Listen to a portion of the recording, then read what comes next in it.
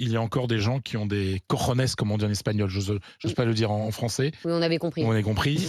Des gens, des humanistes. Oui, il y a des humanistes, parce que moi qui viens de la campagne, donc qui ai eu affaire à des chauffeurs de bus toute mon enfance et ma jeunesse pour aller à l'école, ces gens-là, ils sont responsables. C'est une responsabilité énorme d'avoir des enfants. Voilà, et les parents, quand ils laissent leur gamin de 6-7 ans monter dans un bus, on est obligé de faire confiance à cette personne. Et cette personne, oui, il faut respecter les règles. Sauf que la règle est mal faite.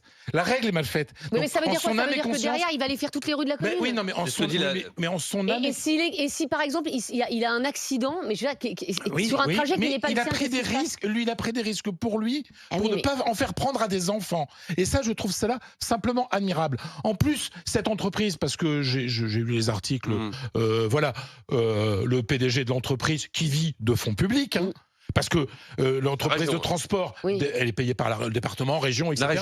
C'est la région en l'occurrence. Donc c'est avec l'argent justement des parents qui vivent. Donc le ton qu'il utilise, etc. Rien ne va dans cette histoire. Il fallait peut-être changer les trajets, si tu veux. Mais oui, mais ce monsieur, il a alerté. On n'a pas voulu changer les trajets. Je suis d'accord, mais normalement, après, moi je trouve ça remarquable et j'aurais aimé, effectivement, si j'avais eu mon enfant qui était à 650 mètres, que le chauffeur de bus le ramène devant la maison. Certes, mais après, tu es obligé d'avoir des règles. S'il s'arrête devant chaque maison, c'est pas possible. Non, mais là, c'est pas 20 maisons, c'est 3-4 maisons isolées.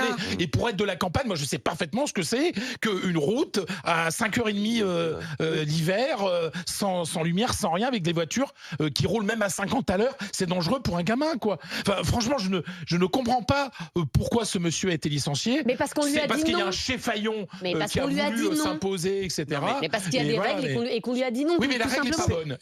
Exactement, la règle n'est pas bonne. Exactement. Je veux dire, à un moment, vous vous souvenez, alors je ne voudrais pas faire de comparaison odieuse, mais il y a des gens qui ont... vous allez le faire, là. Non, il y a des gens qui ont commis dans l'histoire, qui ont commis des choses odieuses en disant ah mais moi j'obéissais aux ordres. Point Godwin. Non, mais à un moment, mais je savais que ça allait arriver là. Mais c'est-à-dire qu'à un moment, on a le droit, on a même le devoir à désobéir à des ordres qui vont contre l'humanité, c'est tout. Je me permets. C'est pas l'humanité, n'exagérez pas. La vie d'un enfant, c'est l'humanité. Il y a trois. Pardon. Vas-y, non, je t'en prie. Il y a 3 éléments dans ce dossier. D'abord, c'est le symptôme, à mon avis, de notre société française qui est surréglementée. Et que là, on est très exactement dans un règlement bête et précis. Et alors, la société a été reprise récemment. C'est-à-dire que le précédent opérateur avait accepté qu'il y ait effectivement 2 ou 3 dérogations au règlement stricto sensu. Le nouvel opérateur qui s'appelle Europe Voyage, on va donner son nom, eh bien lui, il dit que non. Donc premier élément. Jusque-là, ça se passait bien, maintenant ça se passe plus. La deuxième chose, c'est quand même ce que Rémi a rappelé. 700 mètres dans le noir, sans accotement, à la campagne, c'est un danger. Oui, mais sauf qu'il l'a demandé et ça n'est pas possible. C'est à la région de le créer. C'est à la région de le créer. Parce que moi, je me mets à la place de l'entreprise. Voilà, je me fais l'avocat du diable pour le coup, mais c'est compliqué. Mais si jamais on n'arrête pas un bus sur une route de campagne comme ça, tu parlais d'une route de campagne, effectivement, il fait froid en ce moment, il peut y avoir du verglas, etc. Un bus qui s'arrête sur une route de campagne comme ça, en plein milieu d'une route, c'est extrêmement dangereux pour la sécurité du bus et pour la sécurité des autres usagers de la route. Ok.